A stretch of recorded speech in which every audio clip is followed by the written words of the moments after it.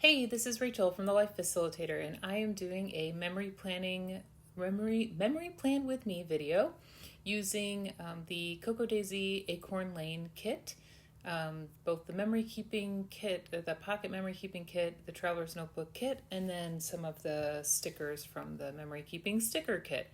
I have laid out my photos and then my decorative boxes around the page.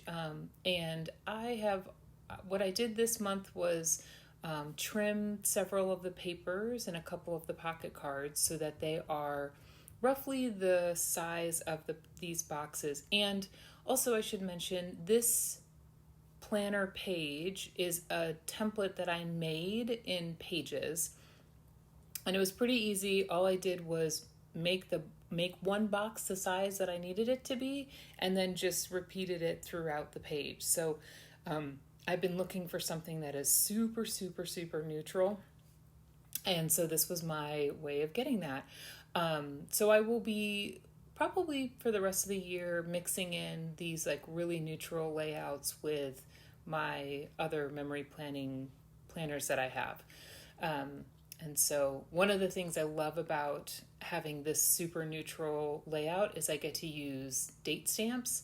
And these date stamps are from Cocoa Daisy. And something I discovered actually as I was stamping the days of the week was that this stamp set has weekend, which is, if you've ever had a planner that had the 6 columns across and then the stacked weekend, I thought this is so nice because instead of having to find a place for Saturday and Sunday, you could just have it be weekend. So I was pretty excited about that when I saw that in the on the stamp. Also, this stamp comes with a couple of extra elements. So there's some dotted lines and then an @ sign. So it's a really nice stamp set, and I absolutely love the font of it too. It's really in between doodly and kind of just a basic font, and I'm a big fan of it. So that was that dotted line that I repeat stamped on that November card. And the November card was a 4x6 card that I trimmed down. I needed somewhere on the page to say November, so I thought it'd be fun to use that November card to have November marked on this page. And it took up some boxes, which I liked too, because I didn't have a lot of photos from the beginning of the week, but I had more at the end of the week. Also, I pulled the one of the pocket cards that comes in I believe it comes in the add-on planner, the planner add-on kit, and it's a card that has all of the colors from each month's Cocoa Daisy kits on it. I had trimmed it in half, and so the color swatches up on the Monday are from that card. And so that card basically was the inspiration for the color scheme for the week. So I really focused on the browns, oranges, and the pinkish, and then the yellow. And I had recently purchased some distress oxide inks from Tim Holtz. I'll link them. I got them at scrapbook.com. And they were the perfect color. The yellow was perfect for this week. And then I had another color from my stash for the pink. But the brown that I stamped with for the dates, that was also one of those colors as well. So I'll link those in the description.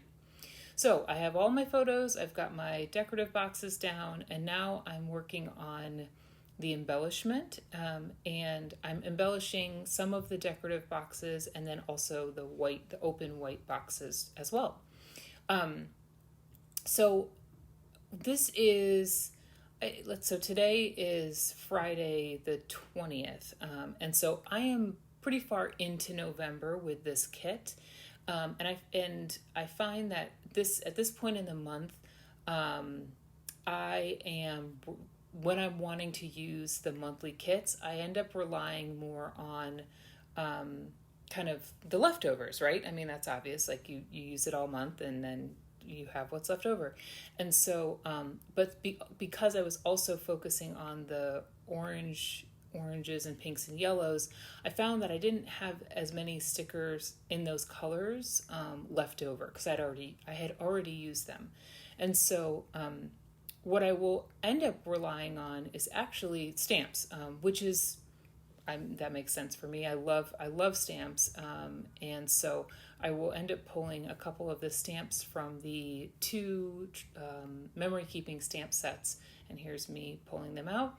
And then I will also later remember that I have some chipboard embellishments in these kits to pull from as well. So I will end up grabbing those later on in this memory planning process. Because I have made my own template, I don't have to worry about creating on the back of these pages, and so I felt a lot more freedom to use dimensional embellishments because I knew these pages there was nothing going on the back of these pages. If you are memory planning and you like to use dimensional elements, I would suggest, if possible, having something like this, like a template that you can, every time you use it, you can then just start a totally new page the next time you work on it. I'll leave a link to a couple memory planner templates that are out there.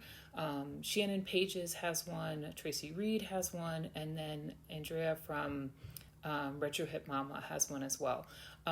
For me, I really needed the template to be this size, this like 1.89 by 2.95 size box, and so that's why I ended up making my own template. So here I am relying heavily on stamps to decorate and embellish these pages, and I love how it turned out. This spread was in end result, it looks pretty simple, but it took a surprising amount of time for me to like pull it all together. So I have a couple of punched paper circles that I am adding to that little Sunday box. And I will add another one to Tuesday. I'm going to cut it so that it looks like I put the circle down first. And so I've cut out part of it so that I can put it around that so far so good element. And that washi will get moved multiple times, and it won't even end up there either. The other thing I now looking back wish I had done was actually pull some more washi, because I think that would have helped as well. Added a few enamel dots to that to sort of finish off the decoration of that square or rectangle or box, whatever. Now this is where I'm realizing that I had chipboard pieces that I could use. Was pretty excited, and I do end up pulling some of the chipboard off, and I don't even end up using this piece, but you see me pulling pieces of it off, and I end up trimming it down. Don't end up using it. I know I'll end up using it somewhere else, so I'm not worried about that. And I've already pulled off the adhesive, so I actually can use it again whenever. I've been really digging circles lately, and this spread already had a couple of like circle elements. The coffee cups were circles, and so I liked the idea of pulling, the circle embellishments, and those two were so cute together, and the perfect color for this spread. I will try like 8 times with that stupid weekend's chipboard piece. So I adhered the first piece down, and then I actually popped up the circle. And then here I'm showing the final spread with the little bit of journaling that I did.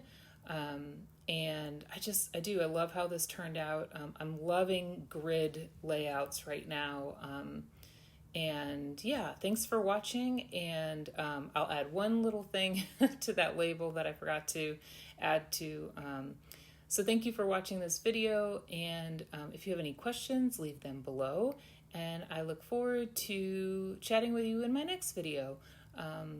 Thanks for watching. Give it a thumbs up if you liked it, and yeah, see you next time.